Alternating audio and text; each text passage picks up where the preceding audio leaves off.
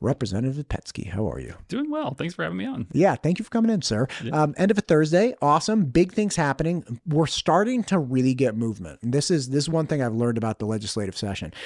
The first month is a train wreck. It's like things getting thrown out and brought up and personal bills and then like bills hitting and then finally kind of like mid-February, it's like, okay, everybody's been arguing, but like, let's start pushing them through. So you had some big wins today. Talk to me about these. Yeah. I mean, if you think that the first month is a train wreck, just wait until you get to the last month. That's when the real train wreck happens. I don't think I'm gonna be able to handle it. Like we're in week like 6 or 7. I'm barely hanging on with like all the different things I'm talking to people about. Right. Yeah. Well, yeah. So today, let's see, we got a lot of things done today. Today was our first double day of the session. So one thing that we started doing, early on, we only go on the floor once a day for about an hour. There's not very many bills moving. And so we don't have to do a lot of work, right? Our calendar is finally, and when I say our calendar is our list of bills that we actively have on the floor. Our calendar is finally long. And so today we actually went back. We spent about 3 hours on the floor today in total, going through bills. And so we probably got through 30 or 40 bills. If I were to guess, I'd have to go back and count to be sure. But it was quite a few bills that we got through. A few controversial ones, but also a lot of pretty easy ones. We got our first appropriations bills across the House floor, which is good. I serve on JFAC, or the Appropriations Committee. So we started setting budgets last week, the actual enhancement budgets, and today on the floor we passed the first batch of maintenance budgets. So the first round of budgets that have basically all the spending from last year, right? And that's that new JFAC process that we have where we pass the budgets in 2 chunks.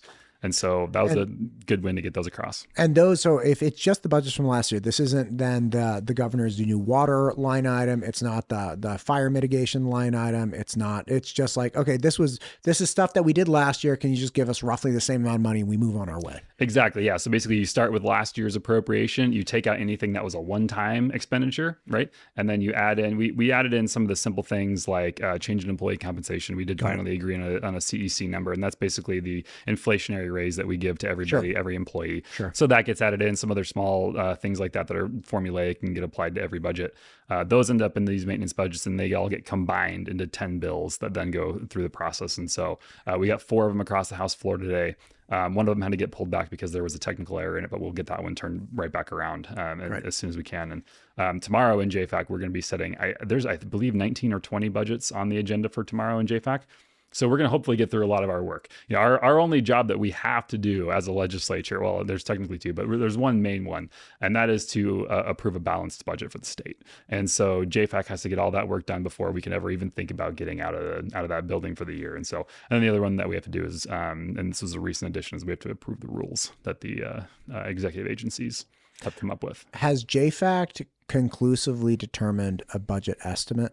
Or excuse me, a revenue estimate yet? We have not yet, no. And that was and this was a crazy thing. So you probably heard this story already, but when we did try to set a revenue number in the second or third week of session, we came really close. And I actually I was the one that made that motion that day for a revenue number that was it's basically a little bit higher than what the governor recommended. The governor recommended a really low revenue number, well below what the consensus estimate was on our Economic Outlook and Revenue Estimation Committee. And so we went with our committee's recommendation, and it failed because it didn't get 6 votes on both sides, both House and Senate, even though it had a majority. And in fact, I believe a super majority. I want to say it was 14-6, but we didn't have 6 senators. So the House was unanimous, and we had a chunk of the Senate, but not enough senators to get us over the threshold. And the rule that we've been operating under the last 3 years is that you have to have 6 votes on both the House side and the Senate side for anything to go forward. That way our floors know that, you know, the motion that's in front of them was backed by their committee, not just by the other side of the rotunda. Man. Okay. Crazy. So that was at week 2 or 3, yep. And it hasn't come, like you guys haven't been able to resolve that difference. No, we haven't. And I don't know exactly what the holdup is on that one at this point. And some of that is a leadership struggle. And, you know, I think it's really in some ways tied to the policy bills that are working their way through, right? Whatever revenue number that we take has a big effect on what tax policy bills and what big expensive items we can manage to do. It is kind of putting the cart before the horse a little bit, in my opinion, right? If we're setting budgets without having a revenue number in place. This is what I've always been wondering. It's like, wait, how can you approve anything before you know what your revenue is going to be? That's a fantastic question. I don't have a great answer for you. So really, I mean, the budgets that we're setting, thankfully, they are the small ones, right? Yeah. They're the ones that don't have the big, massive line items in them that are going to drive that total number in the end. We know that our revenue number is going to come in somewhere within about a $70 million range. That's the difference between what the committee recommended and what the governor, maybe $100 million range. It's very tight. Gotcha. Out of $5.7 billion or whatever it is, we're working in a very small range. So we know we're going to be somewhere in that mix. We just don't know the exact number. Now, whatever that exact number does end up being, will definitely determine how many of these big ticket priorities of both the governor and of House and Senate leadership actually do get done, because they're expensive and we have to make sure that we have the money to pay for them. We're a balanced budget state. And we're not going back from that. We like that. Oh, listen, God bless it. I like that. I like your tie too. Thank you. Yeah, I appreciate it. Orange is apparently my color. For whatever reason, I wear this tie and it always gets compliments. Somebody else had a blazing orange. I think it was Brody. It was like Brody Harshbrook. I can't remember. Somebody else had an orange something. And I was like, dude, I want a blazing orange Honda Fit. Do you remember like the Honda Fits? Yep. And it was like with the like 12-inch alloy wheels that were like this big. And the orange was fire, man. Like, I don't know what it was about it. I was like, God, is that? And my wife was literally like, I will leave you. I can put up with a lot. I cannot do that. I was like, honey, they're not even good gas mileage. Like the Honda Fits were terrible cars. Yeah, terrible cars. Yeah. I think they got like, it was the same as like a Suburban. It was like 17 miles to the gallon or something. Why not just have a bigger car at that point? Yeah. Because it was the orange. I think they had that for that. Exactly. Yeah. Plus it's, Boise State and ISU colors, all that. It's hunter orange, right? It's just a good color. Dude, it's a great color.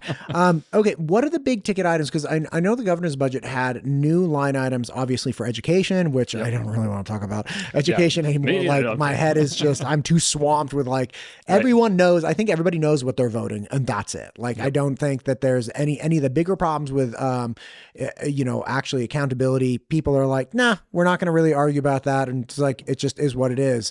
Anyway, the point is, so you have that $50 million line item. You had, roughly $100 million towards new line items towards fire, 60 million paying back from last year, and then 40 million ongoing. You had 30 million for water. Like, what are the other big line items from the governor's budget? Yeah, your stuff. You could be on JFAC. So those are big ones.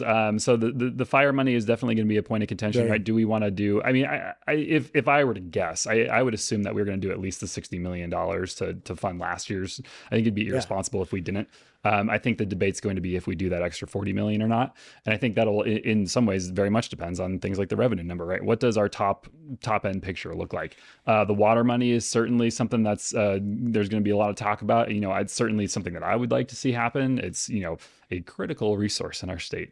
And it's something that we could not, at this point, it's almost like we couldn't invest enough money into it, right? $30 million is a drop in that bucket. Those projects are so incredible. I see what you did there. Yeah. Those projects are so incredibly expensive. Yeah. The Anderson Ranch Dam one, that one's hundreds of millions of dollars, right? Like and that's just one project. There are so many projects that are so massively expensive. And we've done a lot of really good things on that front in the last couple of years, especially, thanks to all the federal dollars that came in after COVID. But there's still so much work to be done there. $30 million a year is not a lot of money in that space. So that's a big one. There was a request from the governor for workforce housing, and that was essentially kind of to subsidize building of apartment complexes, things like that. It doesn't look like that one's going to be moving at this point. I can't say that for sure, but it doesn't seem like there's an appetite for that one for a variety of reasons. But mainly honestly because of the top line. We can't do all these priorities if we're going to do the tax cuts that are currently moving through the bodies. There's just not enough money, right? Tax cuts are expensive too. So as far as the big line items then, or budget items for the leadership, then so the governor's asking for money for like fire, for water, for housing, and the leadership is saying, hey, we want money to give back to these peeps. So those are the big line. There aren't big spending things. It's the opposite, right? Where it's like, we want to return this money to the people. Yeah, as you say, that's a good point. There's really not a lot of expensive policy bills out there at this point that I can think of. Pretty much everything that is an expensive item came out of the governor's recommended budget. There's no real legislative priorities that have big ticket price tags on them at this point. The only exception that I guess would be the public schools ideas that are out there. The governor did put in $50 million specifically for public schools. So, there was the $50 million for school choice, but then there was also $50 million to address, he called it gap funding.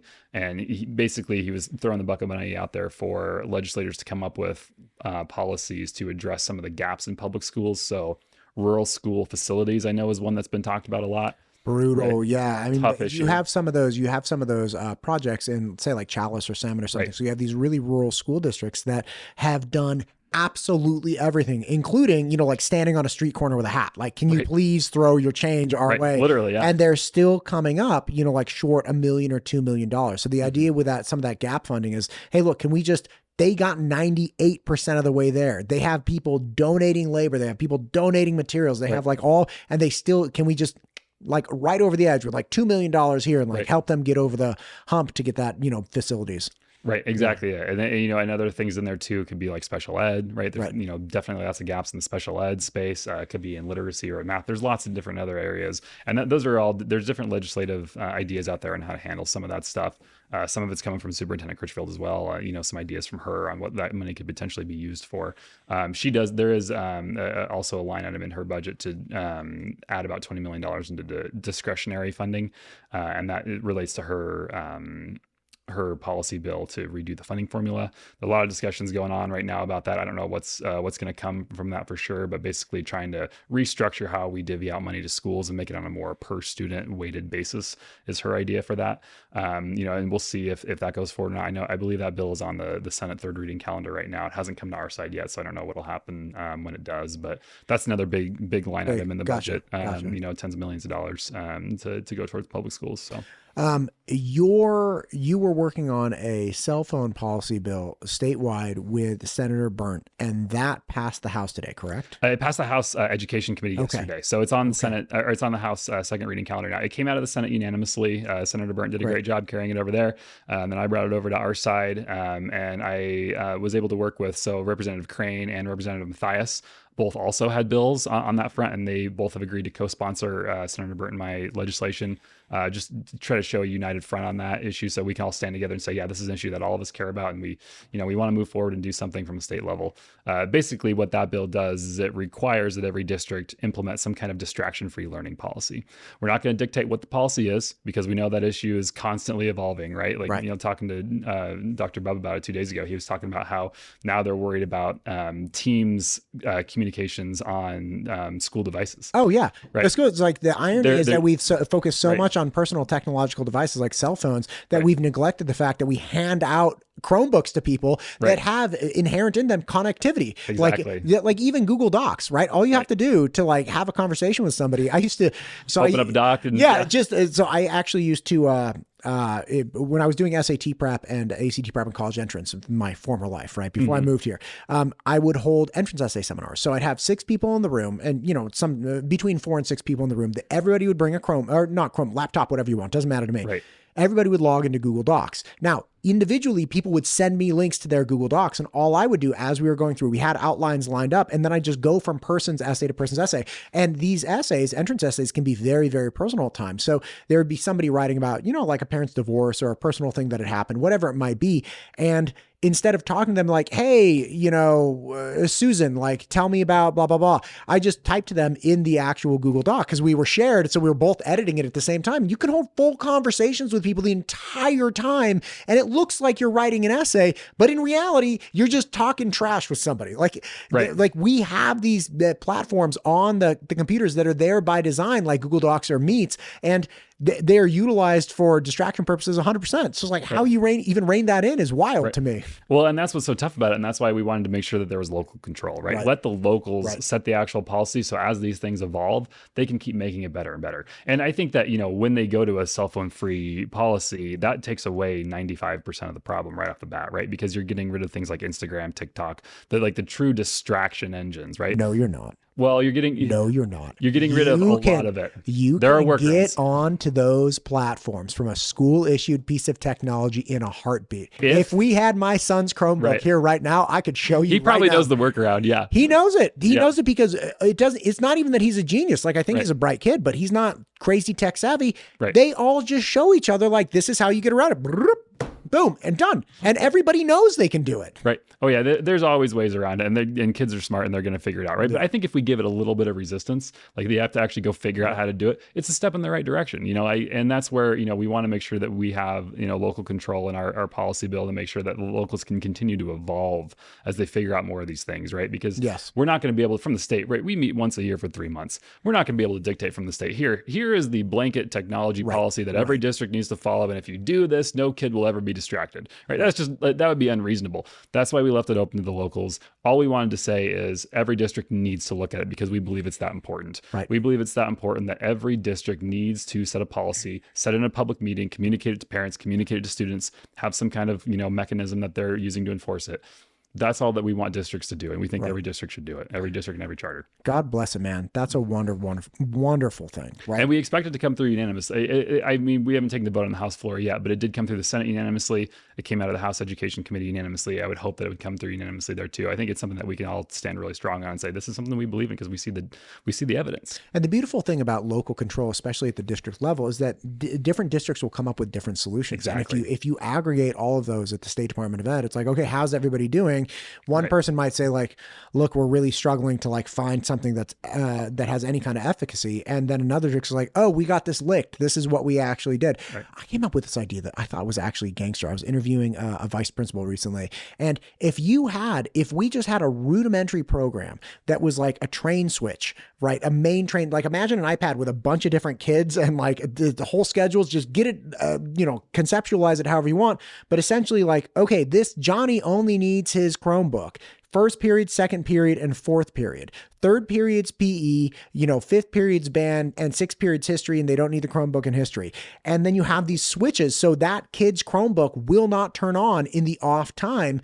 It's like, dang, there we go. Like that would be great because people are struggling with like, you don't even need the Chromebook, but kids bring it because they don't want to be without the Chromebook. It becomes very much like a cell phone. Totally. Yeah. I've made up that solution. It doesn't exist. Yeah. Probably won't work. Yeah. Go pitch it to somebody. Yeah. And some local government could run with it, right? That's the beauty of it, right? And local control is kind of like the free market of government, right? Like it's allowing the locals to do whatever works best for them and to innovate and to share with each other and, compete with each other in a sense, right? And so I think that's a good thing. And that's what we were trying to emphasize in that bill. In the spirit of talking about the effort Idaho is putting in to reduce government waste. Just this one, you brought it up. You're like, well, it's not very interesting. Right before we went on, and I actually happen to be very interested about it. There is a law right now on the books that has to do with public notifications for things like elections. And I was actually talking to several people about this before, because essentially what happens now is there's a law requiring that the county clerk issue a notification in a local newspaper about time, date, all this stuff having to do with an election. Now that in spirit sounds really good, but there are places like up north, I believe it's Representative Heather Scott's district, they don't even have a local newspaper servicing their area. So they have to issue this notification in the closest newspaper they can find. So they pay the newspaper this money to run this ad, and that newspaper doesn't even hit her constituents. So it's this like huge waste. And when's the last time people got information about where and when their elections were from a newspaper, right? And there is a bill going through that has passed, I think you were saying the House, at least initially, and has to go to the Senate, but it's going through saying, hey, look, you can run it in a newspaper if you want, but you can also take an alternate means of notifying people. Right. And so what that bill does, it did pass the House today. It was a pretty contentious vote. It was, I believe, 38-32 or maybe 37-33. It was really tight. And it didn't really divide along ideological lines, which was super interesting too, right? You had far right people and more moderate people that were opposed to it, and for varying reasons. It was a really interesting debate. One of the most interesting ones of the year, because usually you can kind of tell where people are going to land on a given issue, but this one was all over the place. But no, I agree. You're totally right. It's one of those issues where it's a legacy thing. It used to be that a newspaper was the way that a government could communicate with people and let them know about something that was of the public interest that people need to know about. That's not the case anymore, right? 9% of people is the statistic that Representative Ehlers, who sponsored the bill, said today. 9% of people get a newspaper now. And the reality is people they use the internet. That's how they get their information. And so for the government to just set up a simple website that publishes all those public notices, anybody can go see any public notice from the state of Idaho or from the county or from school district, whatever the entity is that's required to post, because they're all required to post certain notices. Just put that online. Everybody can see it. Everybody can go see it at any time, any place. There's no need for the newspapers to be, quite frankly, to be paying for the newspapers to do it. The total fiscal cost to government at all levels is a couple $1 million a year that's going to the newspapers. And of course, the newspapers hate this bill, right? Because they're going to lose that couple $1 million in revenue. I don't blame them. I would hate it too if I were them. But I think at a certain point, we need to, step back and say, okay, if we were to set up this system today, and we were going to set up a brand new system, government transparency, public notices, we would not give it to the newspapers. We would set up our own, online source that disseminated it for everybody. And from scratch, that's what we would do today. And we have this legacy system, and I think it's time that we move on from it. God bless it, man. It's like Idaho's own Doge. Right. Yeah, I mean, it save a couple $1 million. I mean, that's not insubstantial, right? No, it's not. So like, I don't know if you got a couple $1 million thrown around, but like, that's as much money as some people make in their lifetime, and far more than others. Like, exactly. There's no, like, yeah, this is really important, especially when we're talking about like, oh, we don't have $30 million to deal with water infrastructure, right? But we can waste $3 million on newspapers, right? Like, how about we don't do that? Right. No, I agree totally. And that's why I voted in support of that bill, even though it was a really, tight vote, and it's got to go over to the Senate now. We'll see what the Senate does with it. I have no idea. I'm not the one working that issue, but I'm optimistic that maybe we can get that one done this year. I'm a little nervous now. If I'm talking against newspapers, like, they're going to come after you. You got to be careful. Yeah. You got to be careful. They don't mess around. I had this is hilarious. I had this journalist a couple years ago write this hit piece on me, calling me like this. I won't get into the details, but they wrote this hit piece, which I thought was hilarious. Like, this is wild that like, I'm just a dude, and you can like, you as an official journalist can write this piece and publish it in an actual newspaper that's just coming after me. Like, first off, I must live rent free in your head. Right. That's wild. Yep. And second, the funny thing is I tried to look it up the other day to show somebody, and I think they removed it. Probably. Yeah. It's like, they're embarrassed now looking back at it. They're like, that was not a that was probably a bad call. Let's take that one down. Look, I actually wrote a letter to all of the editors being like, hey, just to let you know, this is the journalist that wrote this, and these are the facts that of who I am. I'm a private citizen. Like, she's like saying all this stuff. I got no response, but it's apparently gone now. So, and so's she. So, haha. There you go. You win in the end. Yeah. Listen, I love Margaret Carmel. She's Boise Dev, does like great work. I love having her in. Just like, please don't write hit pieces on me. I don't like it. It's great. None of us do. Yeah, right. Okay, so as we're heating up, and again, you had a double session today. What are big things coming in the next week that people need to pay attention to? Like, we're pretty close. We're pretty close to having a conclusive decision on vouchers. Is that correct? Yeah, as well as Medicaid expansion repeal or reform, which is really repeal. Yeah, it's really repeal. And so the school choice bill did pass both bodies. It's headed to the governor now. We'll see what the governor does with it. And what's the time frame on that? He has 5 days to decide. When did that start? Yesterday? It starts when it actually, there is usually like a bit of a lag. It starts when it gets to him, and then it doesn't include Sundays. And so I don't know what the exact timeline is on that. You could actually, if you went on the legislature's website, you could see the timeline of when his deadline is to make a decision on that. This is gonna be wild. It might be. I would expect no drama on that one, if we're being honest. That's at this point, especially with President Trump doing what he did. I don't really expect any drama to come out of that one. I could be wrong. No, I don't mean. And I didn't support the bill, so honestly, I'd be great with it if there was drama, but and we don't need to get into all the reasons for that. That one's kind of we talked about it plenty, but don't you just want to know what's going to happen?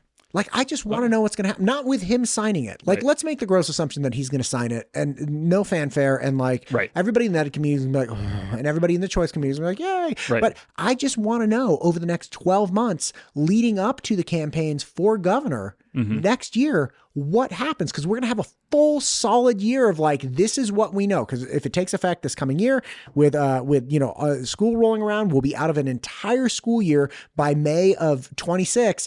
Governor's campaigns are going to be heating up. Like, I just want to know what's going to happen. And if people are going to be like, this was a great idea, or if people are going to like, this wasn't a great idea.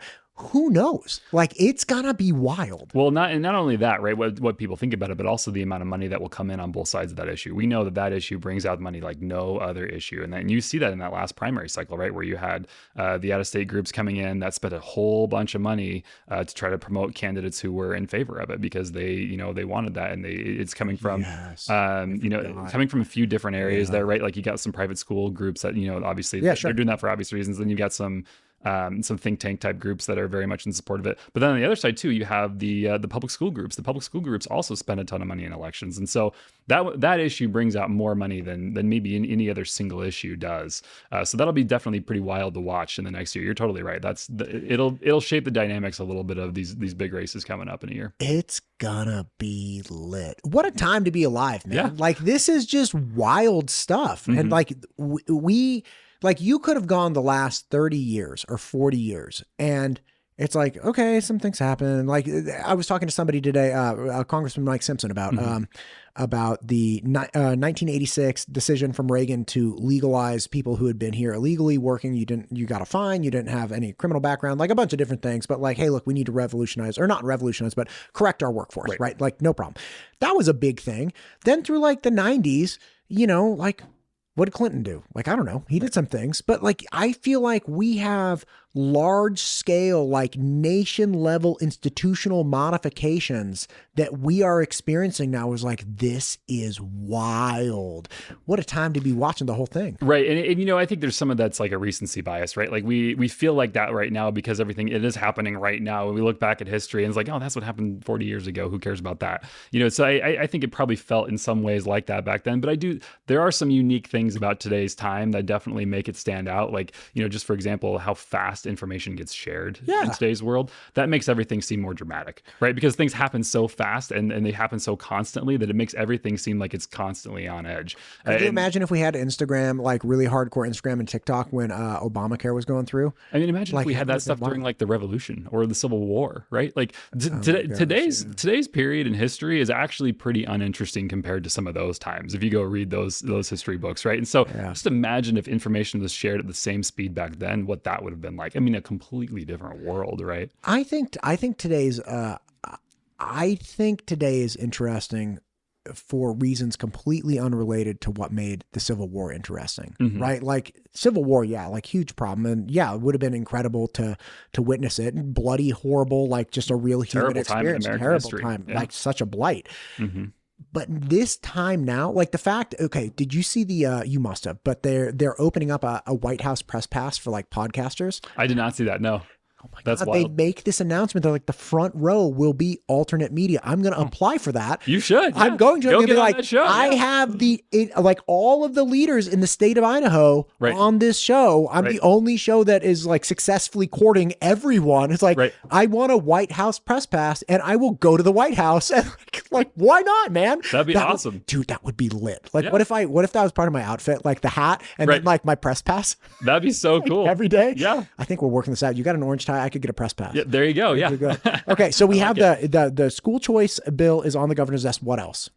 So you'll see a few other. Honestly, the House has passed most of the big ticket policy things that are hanging out. The one that's coming that's still left is TECM, the Transportation Expansion Congestion Mitigation Act, and that's a program that's been around for quite a few years now. But we did a bill this year to expand it a little bit, add another $50 million or $60 million over the course of the next 3 years to that program. Basically, what that program does is it uses that dedicated, right? Yes, it sets aside dedicated amounts from sales tax specifically to be used to bond to do construction on roads and bridges, right? And roads specifically, I should say. And so that's a huge thing for Idaho. Everyone who's ever driven on Idaho's roads knows there is a massive need for more infrastructure dollars that go into our roads. And so that bill, I believe it's on the second or third reading calendar, so we should be hearing it very soon on the House floor. That's a major win for the state if we get that one through. It's one of those big dollar priorities that, like, in my opinion, is like an absolute, we need to do it because it's so important for the state that we spend more money on transportation. Yeah, man. So I classically haven't really had to commute, but now I'm going from my house just north of Eagle all the way down here to the Capitol every day, sometimes multiple times a day if I have to like go back and forth because I got a different studio. It's like, and man, that whole congestion 8th to 14th, I'm like, wow, this is a thing. And then like, do you take the Harris Ranch path or whatever it is over the hills, or like, do you take Chinden? And like, you probably do the exact same commute every day. So I'm going out to Meridian. I'm in the same boat as you. So I worked from home before getting into the legislature. And so, being in the legislature now, coming down here, the biggest thing for me is I have to leave at about 7 a.m. because if I leave any later than 7, like I know I'm in traffic coming down. And so I live right over by Topgolf, where Topgolf is. I assume everyone knows where the big lights are, right? Yeah, Yeah. So I live right there in that corner of Meridian. And so I just get on the connector right there. And yeah, if I leave much later than 7 a.m., it gets into pretty gnarly traffic. And then at night too, man, after, 4 o'clock, it starts to really get locked we're down. dead. Right. You and I are stuck. Like we are stuck. It's honestly like, there's a lot of events that happen around here during the legislative session that go late into the night. It's almost nice when an event goes until 6, 7 o'clock, or a meeting goes till 6, 7 o'clock. Cause then like, oh, the traffic's gonna be a little bit better on my way home. Yeah. No, but like I have this, I drive my son to school every single morning, hang out with him, talk trash. Well, I drop him off at 8:15 and over near Eagle. And it's like, okay, dang. Now, like, I'm just sitting on State Street. How, like, in the sun, dude, at like January, like 8 a.m. as you're driving down State Street, this whole entire time, I'm like, I'm going to die. Like, I can't see anybody in front of me. The sun's literally just like bearing to. Yeah. And then, of course, we finish around 5 here. I got to download all the files and everything and then start driving home. It's 5:15. It's like, here goes the next 45 minutes. Like, yeah. So the tech. And that's why it's so great that we're doing Techum, right? Yeah. Because, we're going to put some more money into, hopefully expanding some of these things to mitigate traffic. And it's a tough thing, right? Because no matter how much we build, it seems like more people move here and more traffic happens. It's just those things go together. But hopefully we're moving in the right direction. At some point, we'd like to think that the growth will, I hope it doesn't stop, because we want to keep growing for the sake of our economy, but we want to grow at a reasonable, sustainable pace. And so if we keep getting on top of these transportation investments, hopefully we'll get to a point where some of this traffic will be relieved just because we've built enough to keep up with it. And there's some big long-term things on the transportation side that we've never been able to tackle as a state that I think we need to. For example, having some kind of either belt loop system around the Treasure Valley or some other east-west corridor other than the interstate. We've got Highway 16 coming in. That's the north-south. That's going to help a lot, especially for people that live on that side of the valley. But we do probably need to look at some other east-west. A belt loop is probably unrealistic at this point, just because you have to buy so many people's houses out and knock them down. Sure. It's almost impossible, right? It would cost billions of dollars to try to build a belt loop around the Treasure Valley at this point. But we do need to start looking at some of these other major infrastructure investments. And the bummer is, if the longer we wait, the more expensive it gets, right? Because all of a sudden they're going to build houses where there used to be a field where you could have put a road for almost nothing, and now you have to go buy out all those houses. And so we have to get ahead of it. And ITD struggles to get ahead of it because they can't put aside that big block of money because they're just barely keeping up with what they got. Right. Like they already have to manage the roads that we have and keep expanding the roads that we have. And so to get truly that far ahead of it will take some massive amounts of money. And we did some good things when all that federal money came in during COVID. We made some great progress, replacing all the bridges. That's a huge deal. $600 million worth of bridges. Dude, we're going to get the Expo Idaho revamp. It's going to be like Central Park in Ada County. Right. God bless it. We did a lot of great things. Yeah, it's going to be great. And that's supposed to be done in like 2 years too. I had Commissioner Daly in and we were chatting about it. Yeah, it was fantastic. And he's like, yeah, it has to be done in 2 years because we don't we have to pay back that money. Or like, we got to show receipts. And I was like, oh my God. That's fantastic. Yeah. Yeah, they're doing like a wheels down park area. And apparently there's a large like rollerblading contingent in Ada County. I was like, can I talk to these people? Right, yeah. I want to know. Do a podcast episode with them. Yeah, awesome. Dude, I want to do a podcast with like the roller skate team or captain, like whatever. It could be awesome. Yeah, I used to be into it. Like, I actually want to get like really baller rollerblades like I used to have when I was a teenager. Man, I could relive it. Awesome. Big time. I love it. Yeah, it'd be good. Listen to me, Representative Petzke. I appreciate you. Yeah. It's after 5 o'clock. I've really enjoyed this. We hit a lot of different things. Is there anything in particular you want to hit here at the end? And again, like, feel free to come back. Like, I'd love to have you back. But just I don't want to take too much of your time here. Oh no, you're good. The only other bill that I'm working on that I'd chat about real quick, just because I do think it is so important for our state, and there's so many people that are very interested in it, is I'm working on some kind of mechanism for funding non-motorized trail maintenance. And you saw this House Bill 57 came out of the Resources Committee, got to the House floor, and there was there's a little bit of a kerfuffle about it, maybe the way to put it. And we ended up pulling it back because I think we have a better idea on how to move forward on some kind of sticker roll-up. So there's all these different sticker programs, right? You got the Parks Passport sticker, you got the OHV sticker, you got the snowmobile sticker, the Park and Ski sticker. We're going to try to roll all these things all up into one program that everybody can pay for and get access to all of Idaho's recreation opportunities. And in doing so, hopefully we'll be able to fund non-motorized trail maintenance as well. Right now, we don't fund non-motorized trails in any way from the state, which is crazy to me because it's one of Idaho's best resources is all of our trails. And I'm biased because I'm a runner, I'm a hunter, and so I use the trails a lot. But I do think that, if you were to do a survey of recreational activities in the state, I'd be willing to bet that the number one outdoor rec activity is hiking. Yeah. Pretty simple thing that almost everybody does, right? Yeah. And so putting some money into non-motorized trail maintenance, I think would be a huge win for the state. We're not talking about a huge amount of money, a couple $1 million, and, you know, generated by the citizens of Idaho who use those trails. I think that'd be a huge win. We're working on it still. We don't exactly have the bill lined out 100%. We're still waiting on, you know, getting the draft back from our team. But I'm hopeful that we can get that done this session. If not this session, next session, because I think that can be a big win for everybody in the state. Awesome. Yeah. Representative, I appreciate you. Come back. Let's do it again. Thanks for what you're doing for Idaho. Thanks so much. Thanks for having me.